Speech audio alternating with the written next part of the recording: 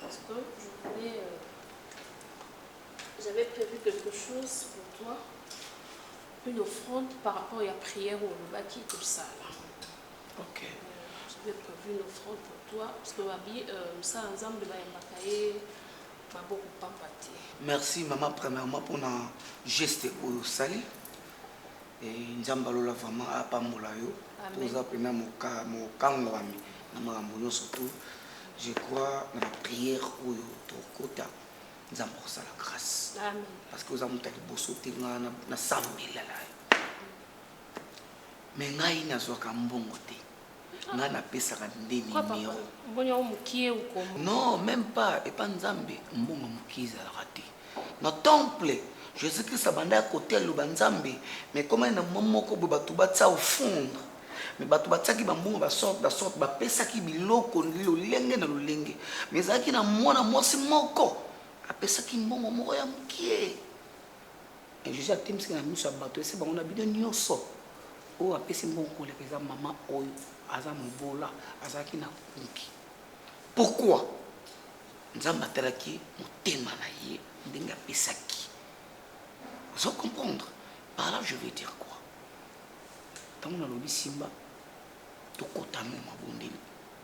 Et après ce qui m'a ramené ici dans ce moment-là né l'homme oué banini au sala pour nous couper ça le cabo pas prophète Délix Ndombe bien affilé. Donc c'est ça. D'accord, mais vous êtes différents hein parce que ça nous a mis na yebi bazwa no bon so avant ça me la voilà. Ah OK. En tout cas bonjour mon cœur. Bonjour.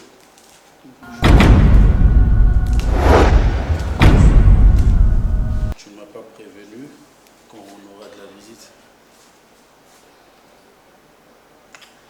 En fait, je te présente mon mari. Ah, ok. C'est l'homme de Dieu que maman avait amené. Donne. Bonjour monsieur. Bonjour papa. Alors vous êtes prophète.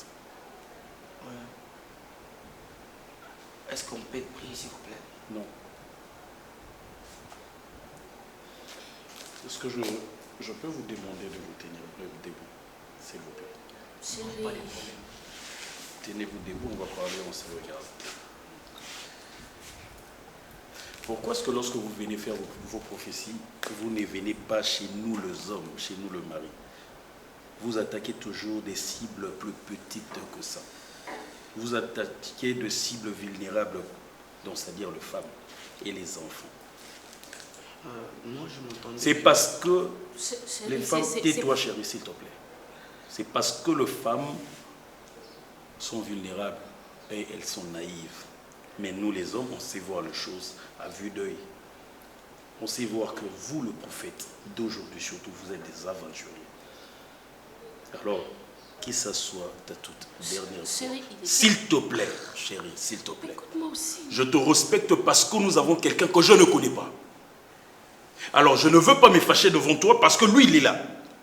C'est que... Il n'y a pas de mecs qui tiennent. Messieurs, lorsque je vous autorise de parler, vous parlez. Vous êtes chez moi. Merci. Vous êtes un soi-disant prophète que moi, je ne connais pas. Mais cherchez-moi, lorsque vous venez chez ma femme, demandez c'est quoi l'horaire de votre mari, comme ça je viendrai lorsque votre mari sera à la maison. Et vous allez venir me parler à moi, et non parler à une femme. Pas ma faute, moi je pense. Je m'en fous que ce soit votre faute ou pas, vous êtes venu chez moi, à mon absence, vous êtes un homme assis à côté de ma femme, et ça je ne tolère pas, je n'admets pas ça. Je n'admets pas ça. Si vous autorisez à ce que votre femme reste aux côtés d'un homme que vous ne connaissez pas, là alors, c'est votre problème. C'est votre façon de voir les choses, c'est pas ma façon de voir les choses. Et c'est pas mon problème. Ok? Ok. Mbalassima, je risque d'être très violent envers vous. Ok? Moi, ce genre de choses, moi, je n'aime pas ça. Moi, je n'aime pas ce genre de choses. Non, c'est bon, c'est bon. Ne me touche pas, oui, c'est bon. Ne me touche pas. Madame Linda Tedima. Mais papa, Yesu te. Tika Yesu libanda makamwa robeto mbato kufi. Pour osa prophète à soloté. Bima. Viens d'abord, je vais te parler, je vais te dire une chose. On l'écrit dans le pas monter.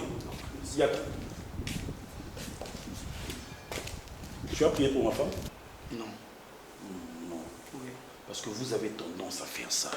Père, Seigneur Jésus, vous touchez les parties sensibles de la femme, comme ma femme telle qu'il est. Si tu la touches au ventre, c'est compliqué. Non, je n'ai rien fait. Je n'ai rien fait.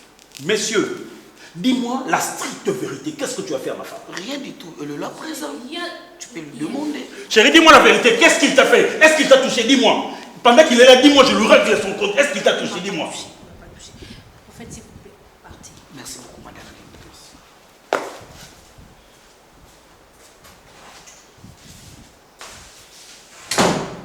Ta robe. Et puis,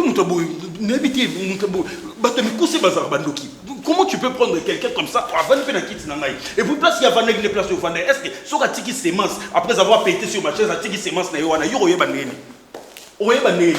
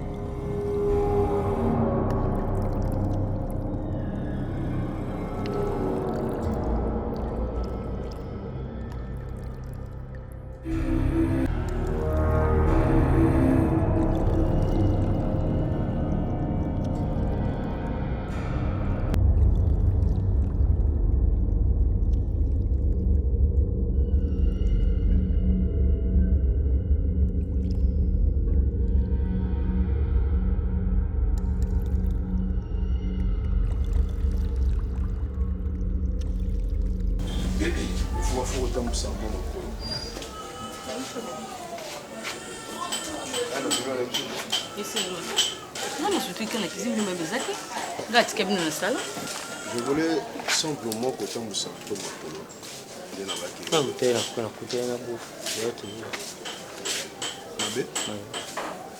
a quoi? Pardon, je suis d'accord. D'accord, tu l'as. C'est beau, les rabions balais. Bien sûr. Yo. Là, il y a au moins, il y a un premier belé. Oh, c'est gâté, mais puis, tu es ben maram tout à oh, c'est là, non, je éviter. Beau fazana. Bé, t'as non, il s'en a eu. Mais au moins, il est le copé, c'est bon. À vous, c'est bon, on a mon nazar. Beau ça fait ça, oui.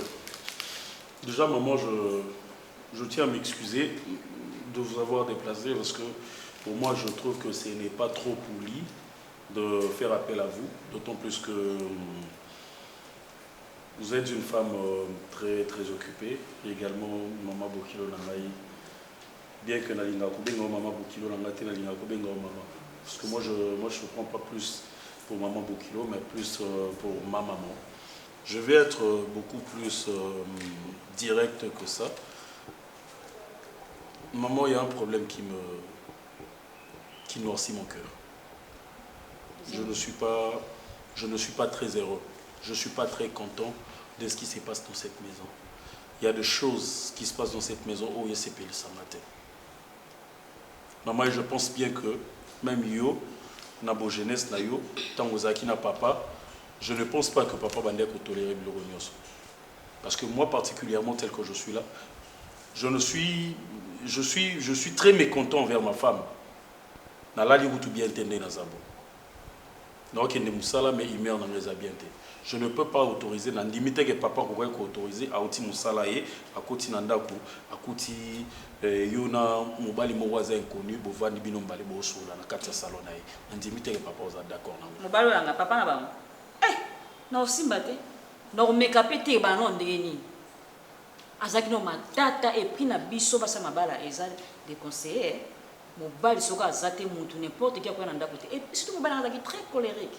Je pensais que j'étais devenu fou et je pensais que j'étais devenu quelqu'un qui était un peu paranoïa.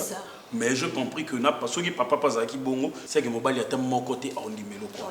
Attends, je vais t'arranger. Non, ça va. C'est bon. Mobali mon côté bolinga Antoine. Alors, je suis en train de dire et d'insister auprès de ma femme que à ça là, attention à la prophète na biso oyo, ma soi-disant prophète, surtout ma prophète à ma jeune, tout ça, bablo moi babongo, tu m'interromps pas quand je parle. Je me maîtrise parce que maman. Tika ya loba. Ola ki ne butu mboza ki mona baloba na te. Est-ce que tu peux dire ça maman? Tika ye aloba na ngapo na yeba. Abenga ngapo aloba makambo sango bezo koloba. Donc il faut na ki menongo fandiwana. C'est quoi ça?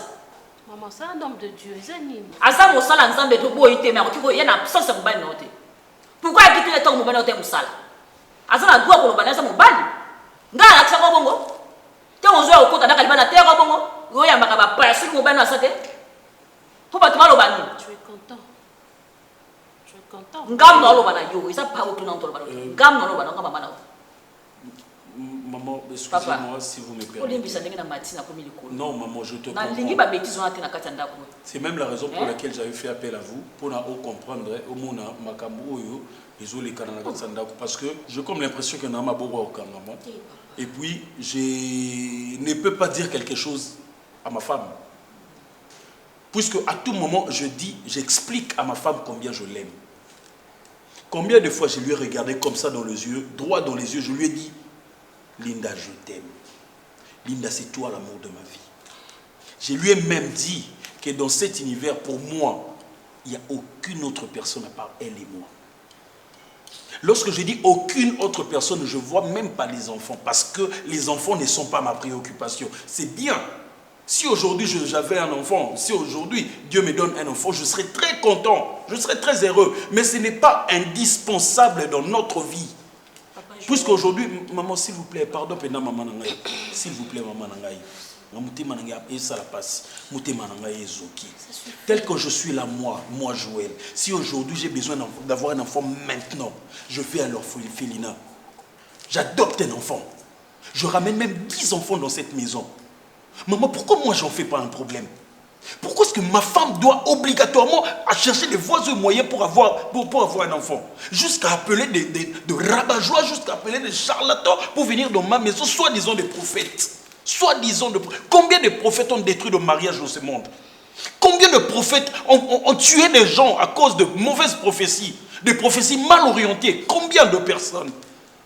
Mais lorsque je dis à ma femme que je l'aime, pourquoi est-ce qu'elle ne me comprend pas? Arrête ça, ça suffit, non? Maman, pourquoi elle ne me comprend pas? Pourquoi elle ne m'écoute pas? Pourquoi? L'enfant n'est pas une fatalité. Ne pas avoir un enfant, ce n'est pas une... Même la mort n'est pas une fatalité. À combien plus forte raison la stérilité? Et puis je suis en train de lui dire que c'est les docteurs, c'est le médecin qui avait dit qu'elle n'est pas féconde. Ce n'est pas Dieu. C'est pas Dieu, parce que si aujourd'hui Dieu s'est décidé qu'elle ait un enfant, elle va avoir un enfant, nous allons avoir un enfant. Moi, ça ne me pose pas de problème. Pourquoi ça lui dérange autant? Maman, vraiment, on a commis la souka. Je suis à bout de souffle, maman. Merci beaucoup, papa Joël. Na moni ki olingaka mwasi na yo. Mais, tikelanga tona kosola na ye. Baza ebele te, ki komona mobali, mwasi na problème mabota, azotia à l'aise, azotungisa ete, vraiment mwana nga azana kimia epa na yo. Ekosala nga pe pasi po naza pe mama na boti Linda. So na tozo ba kokote na part na nga pe ko déranger nga. Mais kola yo moko mobali na ye, oza kondima na ba condition na oza ko tia pe mal à l'aise te. Vraiment na pesi yo merci. Nzambe na nga apambola continuer ko peso motema wana ya bolingo o oza na ngo pa ya mwasi na yo. Mais tikelanga tona sola na ya za mwana nga mwasi, soka za na berere nga moko na koyeba ndeni ya kobongisa yango parce que epa na nga za toujours mwana. Malgré toi bali aza toujours mwana, aza na droit ba conseil na nga. Merci beaucoup maman, en tout cas nayoki.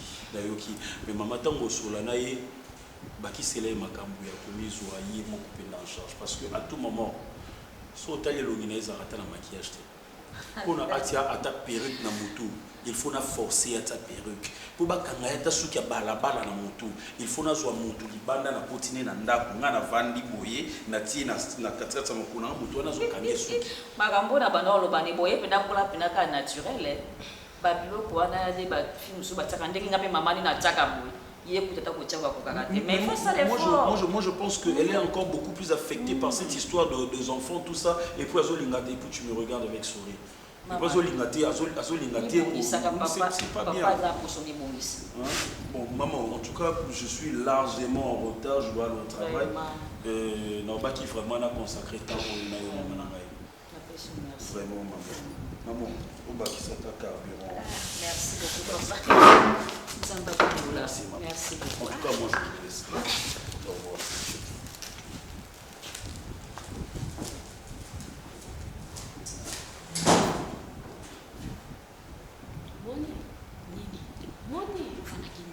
Namoi na saina. Naboya kimia. Oboya kimia sikoza musala nzambe. Ayaki asaki na simba kiyo. Ah. Uma tokita pa konaza kusema. Toko consulter mobali wa papa na prophète. Faut ça va prier yo boto. Siko uto kondanenga na mission. Est-ce que c'est kilo nanga? Na kosalinga. No ko tuza mwana ngaya sabu kilo nanga. Manga sota saka. Nika mbonga pesi yo nde yango zo. Ponga no batilo ta salinga. Na boyima to banda na boyima. Alors quand tu es là, on va te donner un numéro qui n'est pas. On va te donner un numéro na ngati. C'est impossible. Bala si manon di maman. Sophia. Maman. Na ebité na mtu no soko rezo ani. Po ici que tous vanda ba pesi biso yango na kombo ya église. Po ni mokili zote ya yote. Tana mutalonga biso écologie aya na biso apesa biso assurance ya na biso po ayeba kike. Tozo et pas moi na biso azana mbongo. Mais tant tu vas pas tozo mona mwana ngote asondola biso hein. Soki église otende mbele na yebite na zakala bino wapi. Siko mu bato ba pesi biso église. Pasteur ngo mona kanga yozo yate binto azokende te. Mwana ngai. Ozo rezoli na mutu na yo.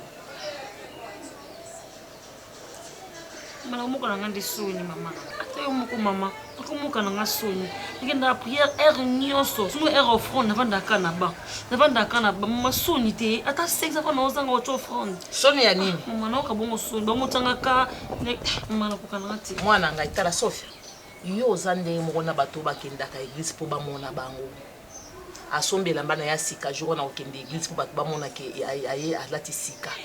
Asimbi mwambongo aye église aya kocha offrande surtout mikolo ba église ndenge koma bana 10,000 bana 5,000 ayebiki akotema na 10,000 po église mobimba yebiki ya pesi 10,000 longwa na ranger wana tango yozo ke église opesi offrande te soni za yo te neti nga pe na pesa te na yebisa nzambe zwa soni na yo po yondo pesi ngate siko nzambo apesi opema po kendiza apesi ombongo te yo bemela nzambe no bemele ba pumo na yo pato fa ko église maman na soni ba tout sert na protocole wa église ba kena po ba toinga ba sakwe église ba kena po na lobiko na yo mama ika boni nzamba mama namoni ya gabana ha mama namoni ya gabana na misu na mibale mama bande loko mama namoni ya gabana te mama na tulu kozoka te oui mama namoni ya gabana tia kiti na moto ngana yeba kite atela kam tumu ko ya gabana mama nalandi malembe tina lopango akoti mama namoni mama tukende bintu zela omoni oya ngamwa na gabana oui mama olandie malema mama nalandi malembe omoni lopango akoti comprendre là ici. Je explique très bien que santé à maman ils a bien dit. Santé à maman ils a bien dit. C'était mai yo yebi azamu to ko tambo. Azo so ya maman ti. Kuna pena ko tsika anda ko te pona kenda ka kuna Julienne. Souvent on observe que ceux qui na boye loko. Je sais le pourquoi na boya. L'assistance na yo ngana zo boya ils ont insisté mais on les okoma mabe. Maman ici Gazali. Loyer na ye ngam na futa provision na ye nyonso ekutaka awa nazomona utilité te ya kolongola mama kuna aya kovanda biso awa babiaki azobela santé ezali bie te mikolo osikre ezoma te makasi be stema aza na ta na mama te nalobi te kazangi provision nalobi te kazangi mbongo ofuta ndako mbe barelation mosusu il faut ezala nde toza ngai na yo na mwana biso toselimi te wana naboyi te nalingi totia yango peke nazoboya belle mère nanga aya kovanda mpo landela santé na ye. Je vais pas dire ça, mais ce que je veux nalingi azala esika oyo azalaka wana soki tokolandela santé na ye maladi na ye tolande yango ye aza kuna nalingi comprendre na permettre yo te non na permettre yo te parce que maman pas yebi que tu es une femme mariée malgré maladie na ye ayebi koza mwasi ya libala. Est-ce que tu je te permets non je te permets okendaka kuna kolandela ye ensuite tu reviens ici. Yango kanga na explique ozokana maloba ngati nakendaka tongo nazongi butu te nazoboya butu te kabana nyoso boyi ay ovana oboyi butu nazoboya te mozoboya chérie nalingi te osabu kwani osala eloko te so ataki mama bocholi ngosaka mabosala o oui le tosala yo boye bien nayebi te eloni ezolamusa yo ya kotangela nga soki ezalaki mama na yo soki ezalaki mama na yo lokwa ngolo sanga ki yaza mama na ngate ngai soki nazali na mama lisolo ya mama non lisolo ya mama n'interdire yo ngo combien de fois maman c'est qui nazana yete alors qu'on mélangera makambute lokwa yo ozana mama na yo zana yi lokwa ngana zanga ye nazanga ye oyande kovanda OK lokwa ngana lobi boyo keboy tozali na se on pas soko minga. Non, maman, na comprendre que déjà, et puis na trouvé qu'un normal. On est là, ba couple mususu. Kasi mususu ko sa makambo seloye, mali mbala e bate. Basi mususu pe o ba ebisa mi ba na bango, e ba compagnie même vision pe bazali. Na comprendre que peut-être madame Linda a ebisa ki mbala na été, c'est pour cela rester bon. Ils en ont normal. Mais ngana côté na ngai, na va continuer toujours ko sa la prière pour na bango. Je crois que nous avons besoin de nous avons besoin de nous avons besoin de nous mais il faut comprendre que si donc nous avons évité Sir Love Aza Awa il y a quand même une prière et bien des gens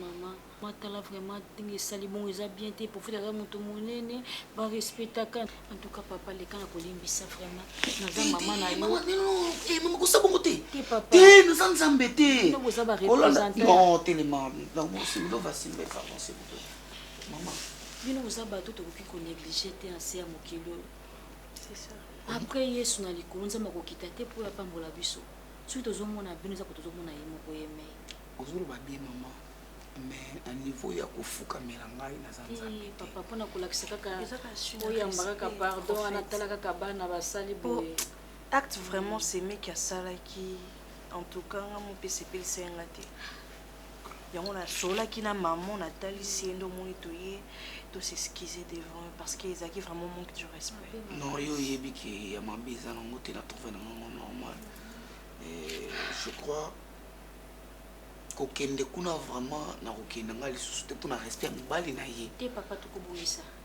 te me kobongisa déjà bongo omoni moto mosu akoya ape so aza soda bimisi monduki mpe abeti yo bakuti na mwasi na ye eza normal ayebite serlova tokobongisa na kosola na Linda ayebisa mobali na ye mpo baproblème oyo Linda aza nango ezoconcerne mpe na mobali na ye oza na bitumba esika epai na epai mais mama nangi na yebisolo moko omoni ntango nzambe alingaka sala jésus christ ntango aotambola na 2 heures ekoma na mama moko boye satan bimeli ye ayebisi eloko moko tala biloko nyonso naleki so na mokili soki omibwaki na se bakoyamba yo mais jésus yebisa ke okoki komeka mokonzi nzambe na yo te donc par là je vais dire quoi mona ntango ser Linda akomai na position ya kokutana na nkolo mpo asambela asala mambo ebele mpona mobali na intercalé.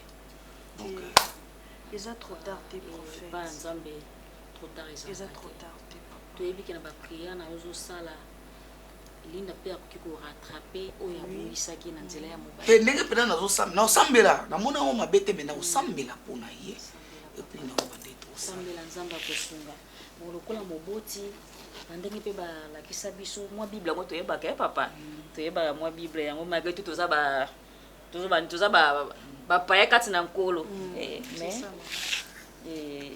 ekufeli te ngai na bande ya kobima nazokende na ngai banzela na ngai ya nini bo papa oyo eza ozota mwa miliki na poko atan kofungola mwa jeune nayebi merci beaucoup eza nango ebele te nzambe na ngai nzambe alola pambola yo me mama nga azwaka mbongo te yo nde ezwa nimero na nga nazwaka mbongo te merci lova yebisa mama ke nga azwaka mbongo te ser lova yaka amona nga azwaka mbongo te mandenga mabe te biso efoko basunga bino baprofete mosusu te papa boyelinga eza kaka symbole te naboyi te nga azwaka mbongo te nga alingaka nasambeli nano nkolo alola saint esprit alobi na nga asali nano miracle na kote ya famille na wana makambo ezolekisa na mwana yo ntango osalama yo moko nde kozala reconnaissant osala nini ya koya kopambola prophète naza motu ya kolukaka mbongo to bato mosusu bayaka apesi yo prophétie asengi yo mbongo non mais mama azwa nimero na nga mama kozwa nimero na nga teta tokosala bapriere tindela ye mpe on a soki lova aza nango atindelanga na merci maman na compagnie bino merci beaucoup papa asepeli mpenza na ndenge osaleli biso bolamu merci maman pardon lokwa tobima ozelanga kaka mwa moke ata mwa 5 minutes nasolola na prophète comme ça masolo na bino lova mpazanaka ye makambo te wana oke mpo ozwa o bitumba nazozela mwa moke koumela te non umela te mama Enoch yaka nabi boye itsa mama lakisa nzela obima na nzela nini te okomisa c'est bon ok chez te azoya kotika ok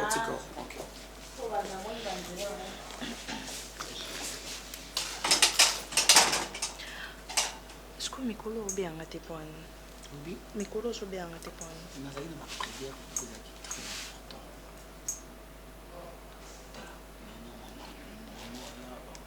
tamadiaki mona makambo mosusu osala eko mopesanga kala mpona sengi mwa nimero yango opesa okanda non mpona nimero te mikolo nyonso obenganga te yango naza inquiète non oyebisaki ngaki tozwa ntango kogarde mambango yango mona kogarde mpona koevite c'est un peu ça eza nda mabe te tu as fraîcheur je te pose la question comment autant maman soit quitté pour moi pour tout ça c'est bon je t'attends là c'est bon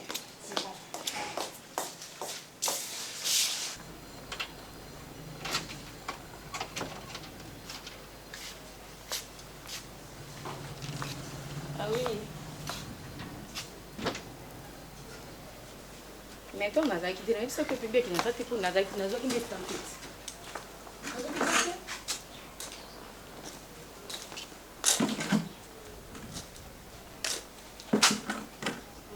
bonjour excusez moi on va peut-être oui viens maman Boni bien oluka mosala naoluka gabana problème azalaka wa yo nani okoyeba ngai mama gabana azalaka wa me natuni yo oza nani kasi mama yo ozomona mama mokolo boye so naotuna likambo mama na ngai yo oyebisa ngai nakoyebisa oyo nyonso eya problème te mama olobi olukaka mana natuni oza nani c'est tout naza mutu boye kasi okona tunu azalaka awa oyebi awa te azalaka te azalaka awa te oyebi ye nayebi ye te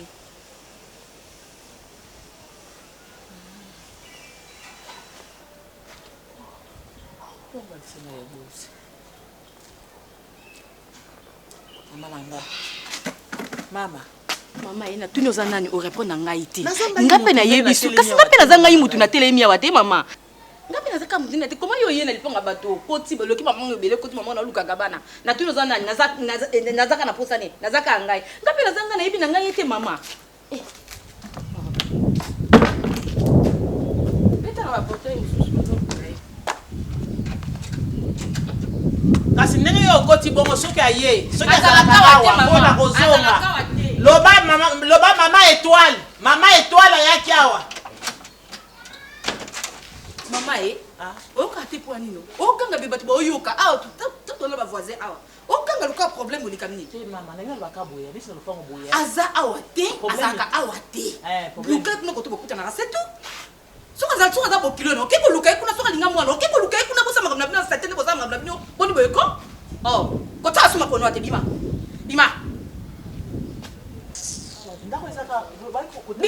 bima okite so bima na mwana kiko luka bosa makamna bino kabila bino mbonga sa ba mbiasi na bino bosa makamna bino yebi bokoto we ba no pesa no kiko kokina kola na sima tena tala mama na zo luka mo okay abi misuma na portail okay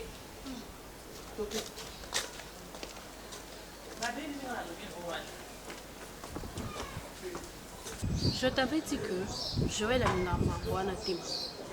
Il y a un prophète nanda kunai alinga ngote. Est-ce qu'on imaginez que Joël a eu au kuta prophète de luxe na katanda. Faut voir scène. Otingo changa wapi. Menga nazoka mo yo linda. Zoto nga songa la kotia yo wapi. Koma ye Joël ake ko linga teke basala nzambe ba na katanda kuna yo. Tokena besika ngo tokete pona basalisa yo. Tokena bokoko, tokena hôpital. Qui c'est lui oyo mérité? Mais muta mwani o ko sunga yo. Za musala nzambe, aza mutu taze lima taza satana te. Koma ya boya. Azo banga ke mama na ebisa ke o Joël akolinga te, mais bino boza ko adorer mibali. C'est condition de mais pourquoi je banga bongo? Na condamné au tema.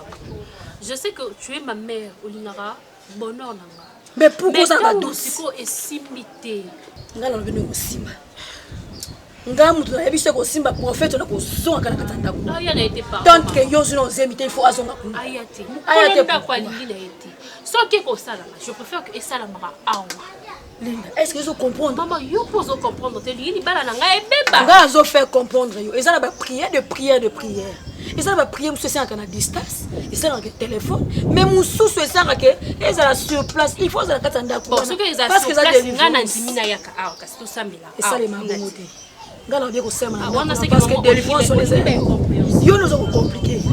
C'est que nganda nzambe ba compréhension. Awa pas na biso ezanda kuna yo. Ce qui ngaba oyo sambela pona nga awa babeza. Les saliers est individuel.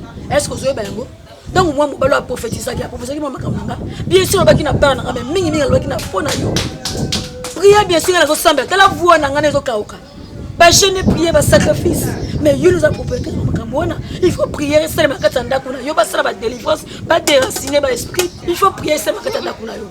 Na moni maman to yo kana te. Te to yo kana. Ngala lobile ko sala bongo. C'est que lombongo na yeke opeso ngana kena. Mais il to yo kana. Sérieux. Awo ya. Ngai pena na boyi. Ziana peso mbongo bokilo na ati. Yeba ko ngana ekuna. Toka. Koni busoba boyeko.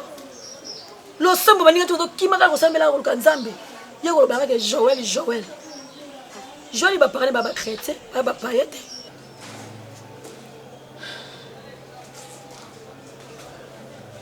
Ucho moya bitu.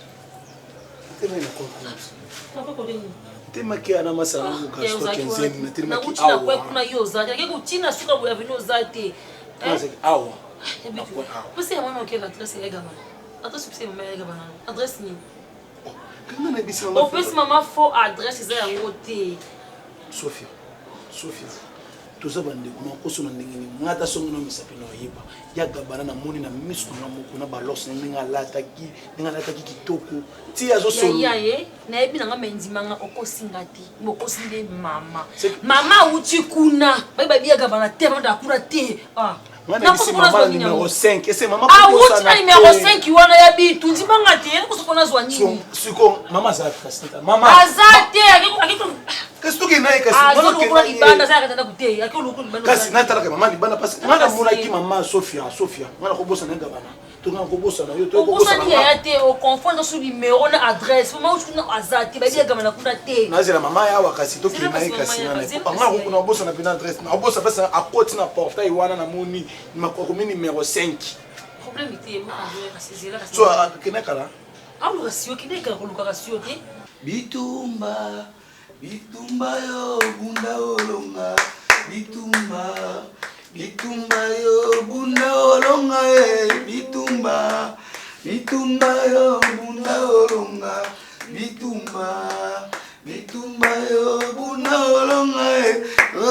Ah Seigneur Père de gloire, Père. Ah, tu sais, Seigneur notre Dieu. Zambalo la na le mfro to epona délivrance. To epona ko kangola. To epona ko bikisa. Yawe mwana yakanga makina buzoba. Atanga na ba lemoko oyo ba to mokili. Bazai ko sepela na yete. Père de gloire, Zambalo no réclamer présence na yo. Merci Saint-Esprit. Merci parce que tu es là. Merci Seigneur. Merci Seigneur. Bitumbele ki makasi kolo makasi te o. Kolo na e bundila malunga. Bele ki makasi kolo makasi te o. Kolo Yesu na e bundila. Nzamba lo na minute o nzamba na posa ba ange Gabriel. Ba kita kati na isika. Nzamba na poso sala miracle na yo. O salama na kati. Ya vie ya mwana yo Sara Bilonda. Dites amen. Amen. Dites amen. Amen. Et ça m'amène bien. Amen. Zambalola. Nikolo. Merci. Po. Oui, déjà Katino Isika. Ah là là. Seigneur. Non touché ici. Non touché ici. Colonna pour sa puissance. Le feu. Le feu. Le feu. Le feu. Le feu. Moto na yo ko ta place nyoso bisika nyoso. Ah lola. Seigneur. Ah Seigneur kananga ton mata. To que le voyage moko. To retrouver la ange na yo. Alléluia. C'est la sikoto zo mai. Ça me mai oyo. Les amai ya Saint-Esprit. Les amai oyo. O balola ka ngovino. Sambi na miniti oyo. Nous avons salé l'eau moko. Où est mai? Les commissaires ont maquillé na yo. Commissaires ont maquillé na yo. Commissaires ont maquillé na yo. Alléluia. Maman Bilonda. Mais la mai au mouki. Ok. Merci beaucoup. Tiens ma beaucoup na yo mi balé. Aïe chocolat. Pango sa longi na yo. Ok. Merci Lelo. Oulala awa. Tout ça les prières il y a 12 heures. Donc faut tout ça la prière il y a 0 heure. Tout belle la pena nkolo lola asala makambo na comme. Ola te bilambati il faut vendre awa. Ola la kabui. So singi ya kolia kanoka koela yo. Ya komela ba koela yo. Mais ça na titi dia prix la prière.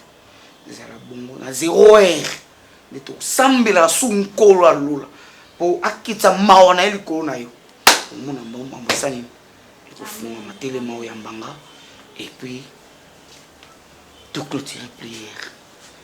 OK. Alléluia, amen. Amen. Alléluia, amen. Oh. Amen.